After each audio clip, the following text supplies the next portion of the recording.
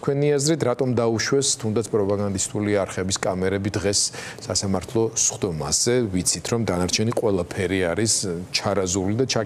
ჩაკეტილი ვიდეო თვალისთვის. საომშვიდობის მადლობა მოწვევისთვის. მე მგონი ძალიან მარტივია აღქმა იმის თუ რაც ხდებოდა კამერებთან მიმართებით, იმიტომ რომ გაცხადებული პოლიტიკა მართული პარტიის და ეს გამოჩნდა საკანონმდებლო ცვლილებებში, რომ მედია არ უნდა იყოს დაშვებული სასამართლო სხდომებზე. ეს არ ეხება ცხადია მხოლოდ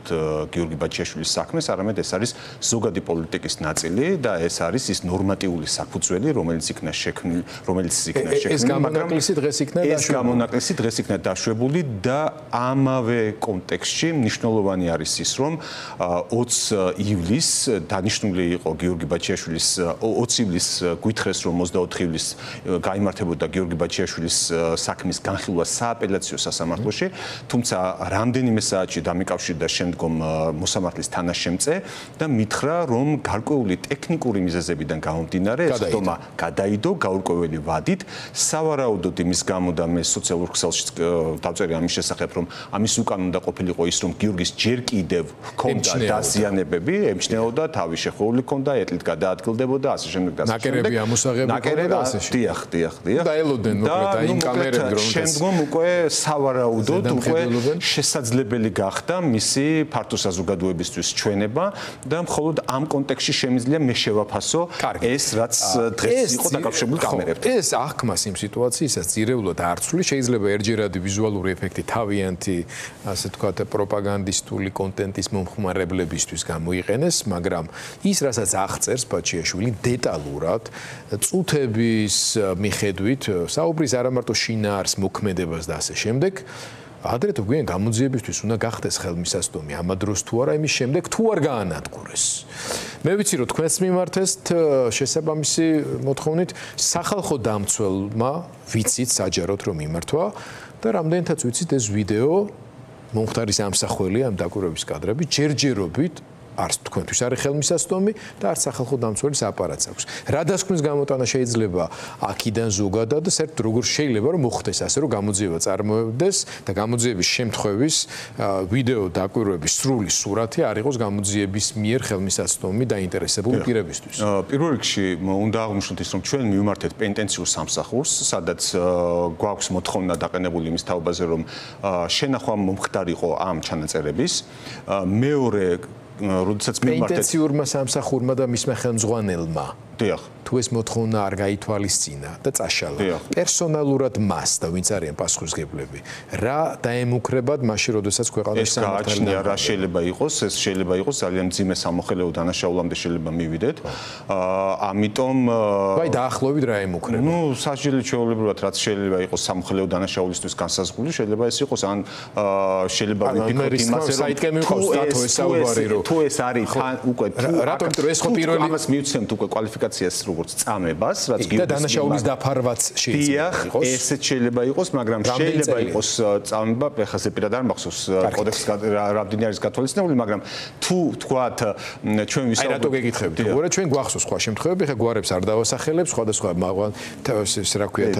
ჩამოასვა შეიყვანს სადაც კაბინეტში რაღაცები მოთხოვს დაახლოებით იგივე სხვება ახლა გიორგი იყო სხვა შინაარსის საუბარი, რომ მიეცი რა ეს კრიპტოვალუტის კოდები თუ რა ვიცი რა ჯანდაბა ქვია მაგას, რომ თორე აქ იმისთანა ხალხი ტრიალებს ამას რომ ციხის უფროსი გეტყვის, გასაგებია რომ პირდაპირ შანტაჟი და მუქარა გაგრძელება, მაგრამ ივანიშვილი ხო არის იმ კაბინეტში, ეს ადამიანები აკეთებენ ამას. ამ ადამიანებს, ვინც ამას აკეთებს, ერთი ციხიდან მეორე ციხეში გადმოყავს კრიმინალი, რომელიც ზუსტად იმისთვის არის, რომ შემდეგ ფიზიკურად იწალადოს გიორგი ბაჩიაშვილზე, როგორც წესით ყველაზე დაცულ სუბიექტზე დღეს პენტენციურ სისტემაში, იმიტომ რომ ივანიშვილიც პირადად აქვს მის მიმართ, ასე ვთქვათ, საერთოდ პირადად მონაწილეობს, ხო, ანუ დაზარალებული სხვა საქმეებში ხო არცეთში არ არის, არა ივანიშვილი, აქ არ დაზარალებული. და ესე რო ხდება, ვისი ხელითაც ამას აკეთებს, იმ ადამიანებს რა ელოდებათ? დიახ, ანუ სასამართლოს კოდექსი ცხადია ითვალისწინებს შესაბამის ფორმას და სახეს მონაწილეობის დანაშაულში. ეს შეიძლება იყოს მაგალითად ორგანიზატორი, შეიძლება იყოს ასევე ამსრულებელი, ასე რომ პასუხისმგებლობისგან გაქცევა ვერ მოხდება მათ შორის იმ ადამიანების, რომლებმაც ჩათვალეს ის რომ შესაძლებელი არის ესეთი რაღაცა განხორციელებულიყო, მაგრამ მე არ მინდა რომ ახლა ამის რაღაც დეტალებში წავიდე, იმიტომ რომ ეს გამოძიების საგანი არის. დროის ეკონომიზმი ამაზე ყურადღება გამახვილებულიყო, იმიტომ რომ მარტო ივანიშვილი დამნაშავე ვერ იქნება, იმიტომ რომ რა თქმა უნდა ყველამ უნდა იცოდეს, როცა ობიექტური სასამართლო და გამოძიება იქნება, ვერავინ ვერ იტყვის, რომ იცი რა მე ის მავალებდა და ამიტომ გავაკეთე. ეს რა თქმა უნდა ასე არის, მე უბრალოდ ერთი დეტალი დავიწყდა, უბრალოდ მე ამერია რომ მე მინდოდა დამესრულებინა, მე თქვა რომ ჩვენ პროკურატურასაც მიმართეთ ანალოგიური მოთხოვნით გამოძიების ჩატარებას და იქაც დადგა ეს საკითხი კამერების თაობაზე და რაც თქვენ ახსენეთ სახალხო დამცველთანაც იყო მოთხოვნა, უბრალოდ ბოლო ინფორმაცია რაც არის, რაც შემიძლია გაუზიარო ტელემაყურებელს, ეს არის ის რომ სახალხო დამცველის აპარატმა მიიღო შესაბამისი წერილი პენიტენციური სამსახურიდან, ეს არის შუალედური ხასიათის დოკუმენტი, შუალედური წერილი, რომელშიც მითითებული არის რომ მიმდინარეობს მუშაობა იმ საკითხზე, რომელიც იქნა სახალხო დამცველის აპარატის მხრიდან დაყენებული. ეს ეხება სათვალთვალო კამერების ჩანაწერს, რომელიც იყო საკანში, ასევე დერეფნებში არსებულ ჩანაწერს, ვივამეთში არსებულ ჩანაწერს და ბადრაგის სამხრე კამერების ჩანაწერს, რომელსაც ჰქონდათ შეხება გიორგი ბაჩიაშვილთან. ამიტომ მოთხოვნა არის დროულად დაყენებული იმ ფარგლებში, რა ფარგლებშიც შესაძლებელი იყო ამ მტკიცებულებების სამხილების ამოღება, ეს მოთხოვნა დაყენებული არის და ასე რომ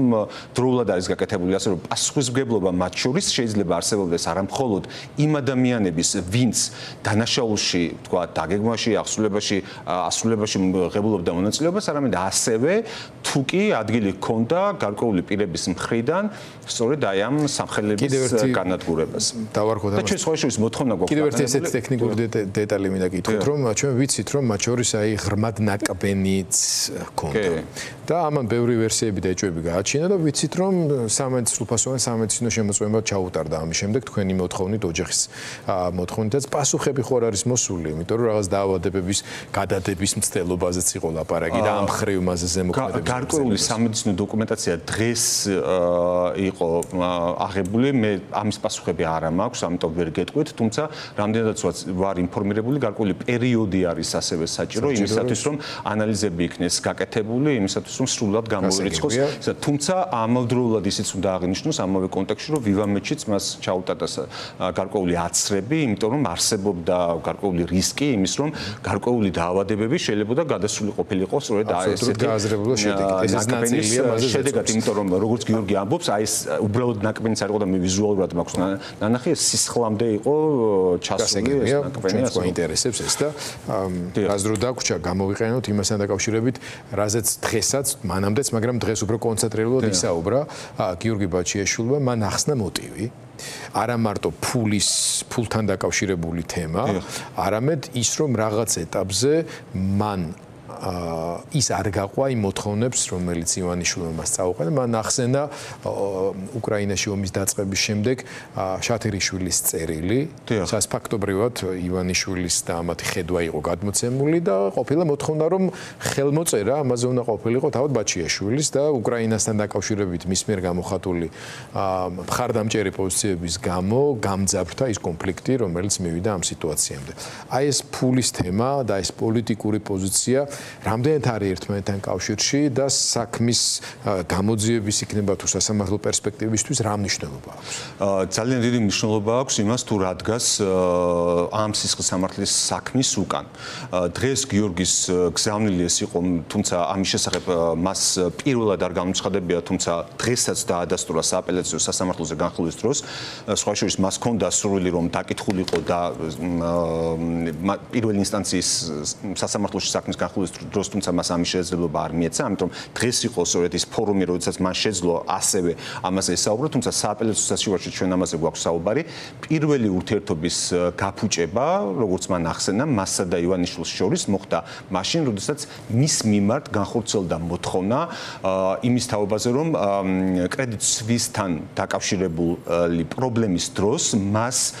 პირს, რომელიც იყო უშუალოდ პასუხისმგებელი და მაკოორდინირებელი იმ სამართლებრივი პროცესების, რომელიც მიმდინარეობდა კრედიტ სუისის საქმესთან დაკავშირებით, ან გიორგი ბაჩიაშვილი, მას გაეკეთებია განცხადება, სწორედ ამ ანტიდასავლურ რიტორიკის შემცველი განცხადება იმის თაობაზე, რომ რეალურად იმ ფინანსური წნეხის უკან, რომელიც ხორციელდებოდა ბატონ ივანიშვილზე, იდგა სწორედ ის მოთხოვნები, რომლებიც საქართველოს ხელისუფლების მიმართ იდგა, რაც მან არ გააკეთა და ეს იყო პირველი, რის გამოც მათ შორის ურთიერთობა გაფუჭდა, თუმცა ამას შემდგომში მოყვა ასევე ის პოზიციები, რომელიც მას ჰქონდა უყრეხიათ დაფიქსირებული უკრაინასთან დაკავშირებით, თუმცა ასევე იყო შემდგომში თუ გავიხსენებთ საჯარო განცხადებებს, არაერთ საჯარო განცხადებას ხელისუფლების უმაღლესი პოლიტიკური კლასის წარმომადგენლების მის მიერ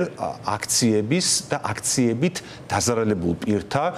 დახმარებასთან დაკავშირებით, რომელიც სავარაუდოდ ასევე იყო დამატებითი ფაქტორი იმ დასჯის, რომელიც რეალურად თბილისის საქალაქო სასამართლომ განახორციელა და 11 წელი მიუსაჯა. ბოლოს მინდა გითხოთ, ხვალ არ კიდევ ერთი სწორება, თქვენ ამ კვირაშივე ელით განაჩენს უკვე სააპელაციო. ხვალ დასრულდება სააპელაციო განხილვა, იმიტომ რომ დასკვნითი სიტყვები არის დასრულებული, ამიტომ სასამართლო შეუძლია რომ გადადოს გამოცხადების თარიღი, თუმცა სხდომა ხვალ სავარაუდოდ უკვე დასრულდება. აღარ გეკითხებით, გაქვთ თუ არა მოლოდინი სააპელაციოს დონეზე, რომ რამე განსხვავებული არა, მე ამ ილუზიები დიდი ხანია პირადად არ ვცხოვრობ საქართველოს სასამართლოების მიმართ.